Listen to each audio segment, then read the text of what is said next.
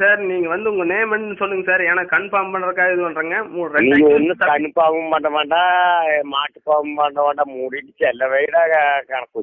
Sir இங்க பாருங்க sir, தப்பா பேசாதீங்க சார். நாங்க இங்க வந்து கஸ்டமர் கேர்ல இருந்து பேசுங்க சார். நீ சோடா கடைக்கு போடா, காத்தாளைக்கு நான் வாரினாங்க, அப்புறம் பேசிக்கிறோம் நேம. அப்படி இல்லைங்க சார், நீங்க வந்து கஸ்டமர் கேர்ல இருந்து பேசுங்க சார்.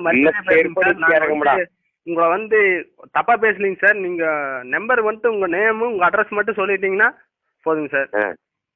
அடம் மூடி தெரியல சார். இல்லைங்க சார், நீங்க வந்து அந்த நம்பர் வந்து கொடுத்தீங்கன்னா நான் கன்ஃபார்ம் பண்ணிக்குவோம் சார். என்னோட கன்ஃபார்ம் கொண்டு போய் குட்டைகள் கொடு சார். அப்படி பேசாதீங்க சார், தயவு செஞ்சு தப்பா சேர்ப்படிக்கிறகா. இல்லைங்க சார், தப்பா பேசாதீங்க. ஏன்னா நாங்க எஸ்பி ஆபீஸ்ல இருந்து பேசுறோம் சார்.